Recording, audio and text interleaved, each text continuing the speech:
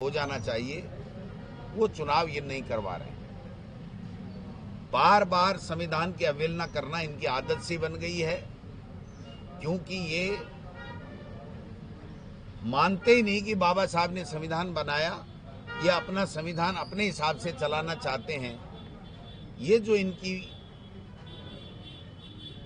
गलत मंशा है, उसके ऊपर हम सब लोग चर्चा भी करते हैं और संकल्प भी लेते हैं ऐसे दिवस के ऊपर कि जो संविधान हमें बाबा साहब ने दिया है और जिसमें वोट का अधिकार हमें दिया गया, हर व्यक्ति को एक वोट का अधिकार, चाहे वो कितना भी बड़ा हो, उस वोट के अधिकार पर भी चोट कर रहे हैं। वोट की चोरी से सरकारें बना रहे हैं, धनबल से सरकारें गिरा रहे हैं। ये संविधान का खुला उल्लंघन है। मैं समझता हूं कि ऐसे अवसर के ऊपर हम सब लोग संकल्प लेकर के इसका पुरजोर विरोध करेंगे। हमारा संविधान और मजबूत बने, हमारा लोकतंत्र और मजबूत बने, इस दिशा में हम कांग्रेस के लोग, कार्यकर्ता सब लोग काम करें। 400 पार का नारा दिया जा रहा था, आज की स्थिति को देखकर क्या लगता है 400 पार होता तो क्या होता? ये संविधान परिवर्तित होता, ये आरक्षण की व्यवस्था खत्म होती, जैसे मोहन भागवत जी कह रहे हैं कि अब इसकी समीक्षा करने की जरूरत है। इसको पहले उन्होंने ये भी कहा था आरक्षण की व्यवस्था समाप्त होनी चाहिए।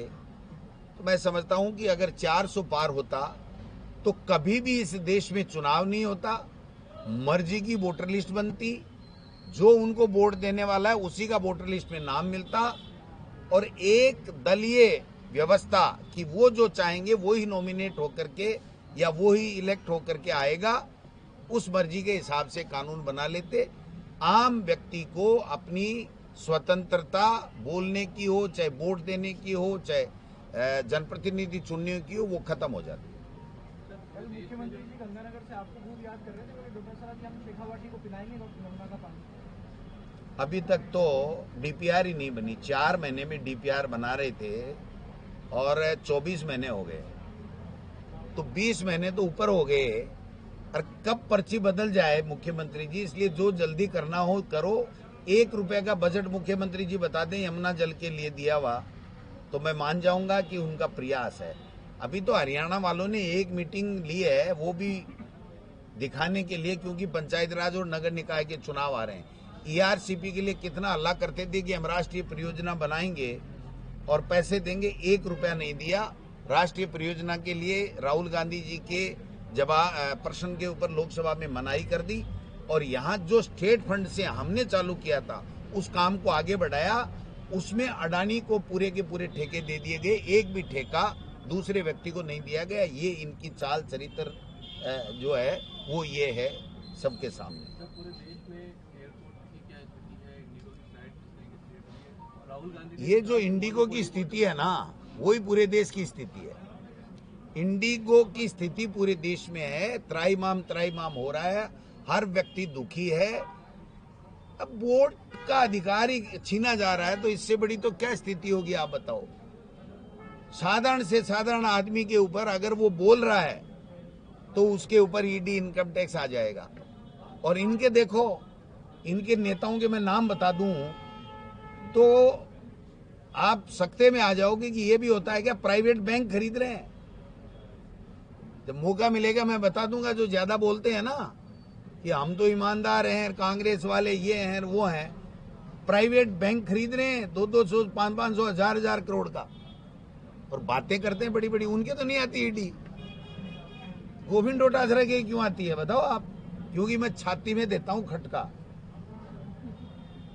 आरएसएस को पूरी तरीके से एक्सपोज करता हूं, बीजेपी को पूरी तरीके से एक्सपोज करता हूं। कहां गए वो मगरमच्छ, कहां गए? उस नेता को पकड़ लेंगे, उस नेता को पकड़।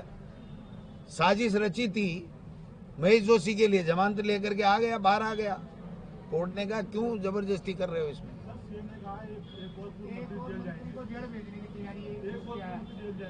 तो भेजो ना, तो कौन मना कर रहा है? आप तो पूर्व मुख्यमंत्री को भी भेज रहे थे और मैं भी मंत्री रहा हूं, तो मैं तो तैयारी कर रहा हूं भैया कि कब भेजेंगे, कब मगरमच्छ पकड़ेंगे। ये बेईमान लोग हैं, झूठे लोग हैं, लोगों को भ्रमित करके वोट लेते हैं। 2 साल में तो इनसे मच्छर ही पकड़ा नहीं कि यार अब जेल जाएंगे, फलाना जाएंगे, पूछड़ा जाएंगे, कुछ ही नहीं जाएंगे, ये खुद ही जाएंगे, आप देखना। पंचायती राज चुनाव के लिए संगठन की क्या तैयारियां हैं, क्योंकि बीजेपी भी अपने स्तर पर कर रही है तैयारी, लेकिन अभी बीजेपी तो टालने की तैयारी कर रही है कि चुनाव होने ही नहीं चाहिए, हो जाएगा तो तुम्हारा माजना सामने आ जाएगा कि तुमने 2 साल में किया क्या। एक जिले में बीजेपी का नेता मुख्यमंत्री बता दे मैंने ये 100 रुपए का काम किया हो तो मैं मान जाऊंगा। हमारे किए हुए कामों पे भी इन्होंने बजट नहीं जारी किया। एक एक चीज बता सकता हूँ, एक एक चीज बता सकता हूँ। और इनका बजट, अभी जो बजट दिया था उसमें से कल परसों आपने पढ़ा होगा कि जो बजट की घोषणा है उसके लिए इनका डिपार्टमेंट, फाइनेंस डिपार्टमेंट जो मुख्यमंत्री के पास है, वो कह रहा है ये फिजिबल ही नहीं है। तो कोई इनको पूछे कि तुमने फिर घोषणा किस आधार पे की थी। इसका मतलब यह है कि ये पर्ची यूं ही निकल गई भाई साहब, पूरा होमवर्क है नहीं, पूरा नॉलेज है नहीं, अनुभव है नहीं। अब तो पर्चियां बदलने का समय आ गया। ये किसको क्या पकड़ेंगे, कौन जेल भेजेंगे, कौन नहीं भेजेंगे।